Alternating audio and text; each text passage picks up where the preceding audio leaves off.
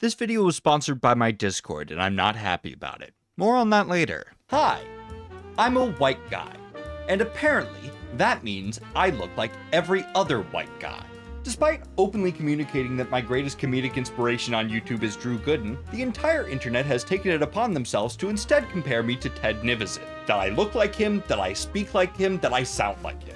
But I got some cold water for you sports fans. I have no idea who the fuck that is. In fact, the majority of the time you guys have been comparing me to him, I thought we were talking about Eddie Burback, yet another white guy with an extremely drawable head. Also, what is it with commentary YouTubers using their Earthling names? Were they never 9 years old? Points to Ted already for having a username, unless Nivison is actually his last name, in which case, points to his parents, I guess. If the premise of this video was not clear already, today I'm going to be looking at what Ted's videos look like, and I'm going to see if I see the resemblance, and more importantly, if I fuck with him. Just a warning before I even start, because I'm autistic and I understand exactly how difficult it can be sometimes to understand how serious someone online is. Everything here is in good fun. Unless he has a Stake.com sponsorship, in which case, fuck you, Ted! This video is the slightest bit experimental because I have literally not looked at anything. This is not pre-scripted. I haven't vetted anything, so we're going in blind. The first thing I noticed while looking at this guy's channel is that he's taken up the YouTuber favorite uploading schedule of uploading once per whatever. 5 videos in the last year? It took you 3 months to grow a plant? Look, I know that you can't rush growing a plant, but you don't stare at it the whole time. You can do other things while that's happening. It's been 4 months since your last video. Are you growing a bigger plant? The second thing I notice, and it brings me no joy to say this because people say that we look alike, is that he has an extremely punchable face. Am I that punchable? Am I more punchable? Don't answer that.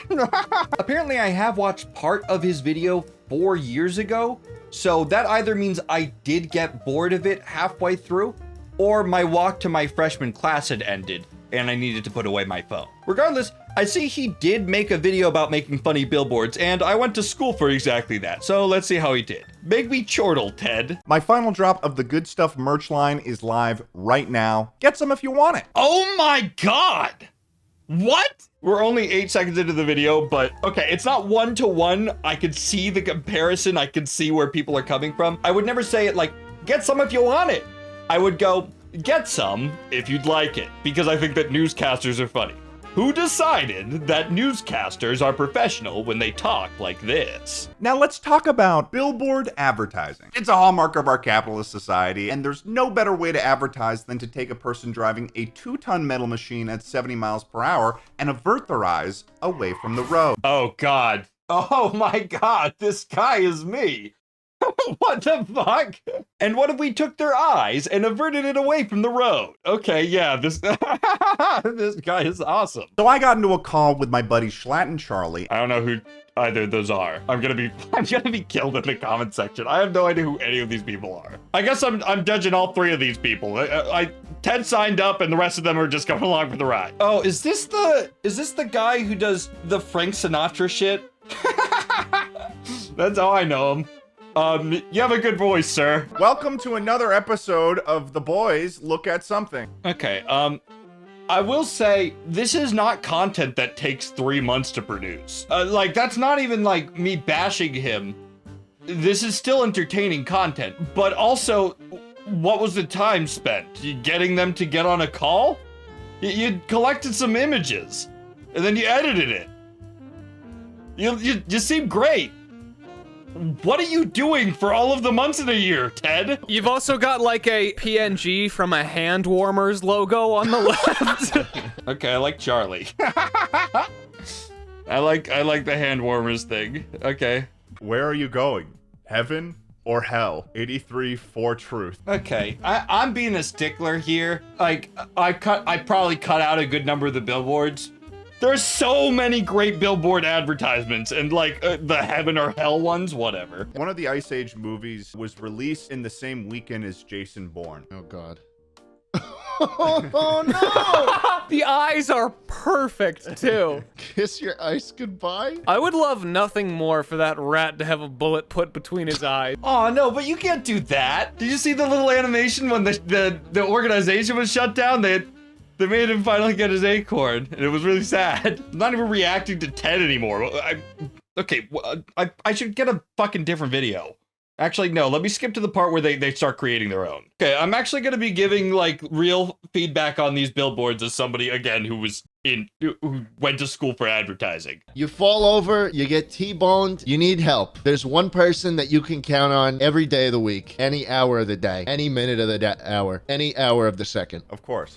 The monkey ball lawyer. I like this. Just put him in a suit, right?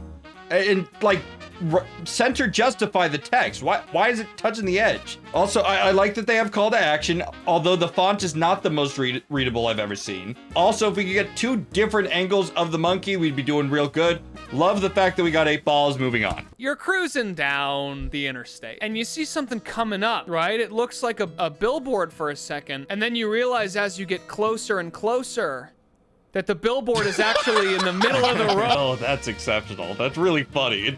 Obviously, this could never work, but that's really funny. Good points to Charlie. I think Charlie's the winner here. I like Charlie. Now, doesn't work as an ad, doesn't tell me who the fuck to call or what your organization is. Although there are 3 white guys on the front of the billboard, which is like the cornerstone of having an ad. Sometimes people get injured and they're wondering who it was. Injured?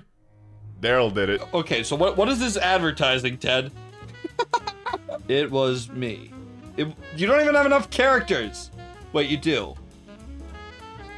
You do. I'm stupid. Points for having a logo that's readable. Or not a logo that's readable, a text that's readable. I just don't know what the consumer is buying here. Are they calling to complain to Daryl that Daryl did some shit? If so, okay, that's fine. Seems like a waste of Daryl's money, though. Again, I know it's not the point. I'm critiquing people who are not advertisers, not actually selling a product. What are we selling? This isn't a billboard. This is the sign you see in the park. I'm smiling. They're doing their job. Their job as creators. They're doing a fucking horrific job as advertisers. Who's paying for this? When you keep driving, you see this. Yeah, Charlie's my big winner so far this video. I really like Charlie. All these guys are great. I'm a big fan of Charlie. Like, what? That's some of the worst graphic design I've seen in my entire fucking life. The outer glow absolutely sells it on its horrific nature. This is abysmal. Don't touch yourself. Why? Anyhow, I'm gonna call it on that video. We're gonna go to a different one, see if we see something different, because this is clearly a kind of video that he makes where he is not really scripting anything out. I don't think that's fair to judge alone. So far, I'd say, yeah, I like this guy, sure. We're gonna click on, I guess this is his most viewed video. I watch every Barbie movie ever made. I see that the runtime is 1 hour and 48 minutes, which either means he wrote 1 hour and 48 minutes of really good content, or he could have cut 30 minutes from this, and we're going to figure out which one it is. Hey, how's it going? I did something nobody asked for again. Okay, yeah, I like this guy. That's the way I'd open a video. That's right. I was really excited for this movie, mostly because it was rated PG-13, which meant that Barbie could swear once. Okay, yet another intonation or joke that I would make. Yeah, I'm seeing it. Guys, I'm seeing it, sure. You know what? What the hell, sure. Do I like knowing that I have a doppelganger who I frankly do not see a resemblance to? His chin is expanded this way. That just is not my chin. No, but I get it. I get it. None of us are completely original. It's unfortunate. You think that you're unique, and unfortunately, there's some equivalent of your Ted Nivison. The release of this movie really lit a fire under my ass because it made me realize that if I go into that movie theater without a complete and full understanding of Barbie lore, I'm gonna look like an idiot. Yeah. I would hate to look like an idiot. Look, I feel weird because I'm certain that there's a not insignificant number of people who are watching this video that have literally never fucking heard of me before. But this is eerie. This is eerie. I would not want to get in there. There's a Twitter account that I'm a very big fan of called oldfriend99, and there's a tweet that I find myself quoting quite frequently. The numbers 10 through 99 are called the double digits. Memorize them. You don't want to be the guy at the party who has never heard of 57. And I am fully convinced that both Ted and I would make the exact joke. I'm almost like, if we were to collab, would that be a bad thing? Like, would that go over poorly just because of how alike we are? This is fucking strange. His voice and his cadence are identical. Like, what am I supposed to be taking away from this? I cannot stress to you enough how I have literally never watched this guy. Well, again, I've watched him once and didn't remember that I did. It's been a while since I've seen Barbie and the Nutcracker, but surely they haven't made too many, so holy crap. There's 42 of them. Okay, nice title card. I like that a lot. And he's very quickly established what the premise of the video is. If you're into this kind of video, you are locked in. You're ready to go. I'm going to choose the worst Barbie movie from each of these eras to talk about at length. Okay, I appreciate this guy distinctly has an affinity for whatever the worst possible thing is. I don't know why that's his deal. That is explicitly mine as well. I don't give a fuck what you're happy about. I want to know what makes you pissed. It is so much more interesting to live in a world where people are comfortable being uncomfortable. 3, moral. Often in these movies, they try to teach some sort of valuable lesson at the end, and I'm going to be ranking each of these movies based on the quality of its moral. The quality of its moral. Okay, this guy is me. I don't fucking know what to tell you. For this time, they were using cutting-edge 3D technology to make this Barbie movie. One of the studios that was leading the charge in making 3D animated movies was the people making the Barbie movies. That's a little ridiculous. Okay, so I think I figured out why people attribute me so much to Ted here. He also has the same cadence as Drew. Like, we're all in this fucking circle together, baby. I'm feeling less like I somehow belong to him and more like, hey, that Drew would say that. You see, the difference between the elite YouTubers in the commentary sphere is very minute. It's like iodized salt versus sea salt. If there's a difference between the flavors, it's hard to fucking tell. And they're all fucking white. It is entirely up to personal opinion which ones really suit you. It's hard to believe that anybody truly feels like all of them are their favorite. It certainly isn't my feeling. And that's not an indicator of other people not being great. But I will say, as I watch Ted, I don't think in the 3 minutes starting this Barbie movie video, he has had a single line of dialogue that I would have recommended he cut. Which, that's saying something, because I feel like most YouTubers waste so much fucking time. Forgive me for going on a little bit of a rant, but like, I feel like it's become like a prize to say, wow, my video was over 4 hours. It's like, did it need to be? It didn't need to be. I think it was Ray Bradbury, the author of Fahrenheit 451, who said, I didn't have time to write a short story, so I wrote a long one. It's harder to be concise. And it's the job of the entertainer to make sure that the person is engaged. This guy's doing it right. Oh, I see where the time went. You also direct things and have 2 other YouTube channels. Okay, you know what? Sure. I don't know how much time goes into those, but sure. I know Lovejoy and I know Good Kid. Both of those are great artists. Indie artists. I'm very picky about my music. So, do we have the same fucking music taste, Ted? Get out of my head! I can't react to the stuff he's directed, obviously, because it's copywritten. But I did take a look at the Good Kid Rift video. It's very artsy. I like it, Ted. Good shit. You fit the vibe of the song well. And it's a good song. I added it to my likes. I add nothing to my likes. White Guy Starts a Podcast apparently is one of the 2 channels. Take it easy. Let's see. What's their best video? Most popular. Because that always defines what's actually good. Everybody knows that people are really great at identifying what they want. Oh, it's the first episode. Who's shocked? And then Courtney Miller, who is also very funny. I'm Ted. I'm Tucker.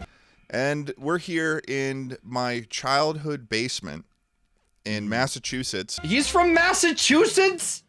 I live in Massachusetts. What the fuck, man? I wasn't brought up here, but also still what the fuck? Is there a chessboard up here? That'll fucking do me in. No, he does not play chess. Okay, we're safe. Unless that suitcase is chess. That's a Scrabble board. Okay. Unless that suitcase is chess, in which case we're back to square one. He was on another podcast? What podcast? Why is his second search result a lie? He posts that infrequently? For a second, I thought I was making fun of a dead man. I'm realizing that I'm recording this a year after Chuckle Sandwich ended, literally 4 hours before it ended. But like, it was a year ago today. I don't know what's a sign anymore. I'm not a superstitious guy, but this is crazy. So now I guess Take It Easy is just with half of the members. Good for them. I'm not a podcast guy, but good for them. He's wearing a giraffe shirt. Literally my first ever piece of merch, which I released in my last video, was a giraffe with a big fat ass, which is still available. Please buy it. Get some if you want it. I'm not a podcast guy, so this is no shade on him, but of course, as a result, not really my thing. I think we're good to end off on his very most recent video, which should theoretically be a testament to the quality of his channel now, especially because the stuff I've reacted to has all been over a year old. Not that you have much choice when all of his content is over a year old. Let's take a look at our plant video, huh? The last 2 years, I've gotten pretty into growing my own plants. I've conquered growing basil and making my own pesto. I've conquered having houseplants, kind of. So what I'm hearing is I'm not allowed to get a green screen, otherwise I become him, right? And I have a green screen, I just haven't set it up. Am I banned from green screens? This is a loamy. This is a device that lets you turn food scraps into usable soil, or at least what the company calls loamy earth. Obviously by food scraps, they mean things like vegetables and fruit. What would happen if I turned fast food into soil? He's very, very good at creating a like catchy in. Like he gets the first 30 seconds. He understands it. I'm utilizing the most highly processed foods we put in our body to grow a life form. That's like trying to teach a dolphin to drive a car. Nobody's tried it because if they did, they'd be an idiot. I can't keep pausing every single time that he tells a joke exactly the way I would tell it. Like we've been over it. It's just insane. Let me be clear. Oh, let me be clear. Don't get it twisted. We'll see how pretty your face is after my fist has kissed it. It's a very funny idea. Like I don't fucking know. He does a great job. He's been on Smosh? Where the fuck was that? When the fuck was that? I watched Smosh. I didn't see that shit. Look, frankly, I was hoping that there would be more differences in his content, or maybe that it was worse so that I would have more to commentate on. But like, I have no notes. Like, what the fuck am I supposed to say? You're right. The comments are right. This is probably going to be one of my shortest videos ever, just because, like, literally, what else is there to talk about? Frankly, the only differentiators I'm noticing are glasses, a mustache, and a plaid shirt, and maybe a green screen. So you know what, Ted? This one's for you. I'll make you your own video. Hi. Yesterday, I ordered a coffee, and it made me shit my pants. Now, the average troglodyte would probably think, who shit my pants? But not me. I knew. And while I sat there in the Starbucks in my shit-ridden britches, it inspired a question in me. What if I could use my shit for good? Which is why I spent the last 30 days trying to turn my worst moment into a charitable organization. Let me explain. Some people need All in all, I can now say I have subscribed to Ted Nivison. Thank you guys for the suggestion. I liked him quite a lot. And I'm looking forward to his next video in 5 months. It is time for the weirdest ad read you have ever seen in any YouTube video. So hey, guess what? I just made $1,000 for the dumbest reason ever. This guy Adrian from my Discord draws me as a My Little Pony character, which I'd like to be clear I did not ask for. And then he says, if I give you $51, will you put it in your next video? And I said, who do you think I am? $51. $1,000. And then my Discord says, only $1,000? And then they fundraise and reach the goal. And now, for your viewing displeasure, here's Adrian's fucking horse. So what's Adrian selling? Fucking nothing. I didn't get a creative brief. I didn't get a contract. I didn't even get an amount of time I needed to keep the horse on the screen. And then, like, for some reason, another 9 artists drew me as a My Little Pony character just for the love of the game. And they're upsettingly talented. They're too talented and too unemployed to be doing this shit for free. And that kicked in some sort of paternal instinct for me. So now here I am, selling you on them despite the fact that I was not asked to. I don't have affiliate codes with these people. I will be making $0 on any commission closed as a result of this. So if you don't buy something, I swear to God. Every single one of these artists draws not just ponies, but people, places, and things. When is the last time that you have evaluated your artistic needs? I'm gonna take a wild guess. Probably never. So I'm gonna help you out here. Valentine's Day is coming up soon. Are you going to get them a $35 bundle of roses that's going to die in a week? Or a piece of art that is as beautiful as your relationship is? If you said roses, I don't know you and I don't want to. If you're watching this after Valentine's Day, even better. Here's a life hack. If you get someone a piece of art without a holiday or a birthday as a reason to do so, you've just cemented yourself as one of the greatest people to ever enter their lives for any reason. That includes family and friends, too. This is not just a relationships thing. If you're concerned that this is going to be too expensive, I have artists here that are selling things for $7. $7! The person who drew this works in a Dollar General. Can you believe that? Lawrence drew this, as well as my profile picture, and also the giraffe with a big fat ass. Every single one of these artists are exceptional and ready to create moments for you worth remembering. If you love someone, get them a piece of art. All of the artists here are reachable as listed in the description below. Special thanks to Zest, who for some reason decided to spend the lion's share of the cost. Like, comment, buy my shirt that I made as my first shirt. It's a piece of merchandise that you can have. Goodbye.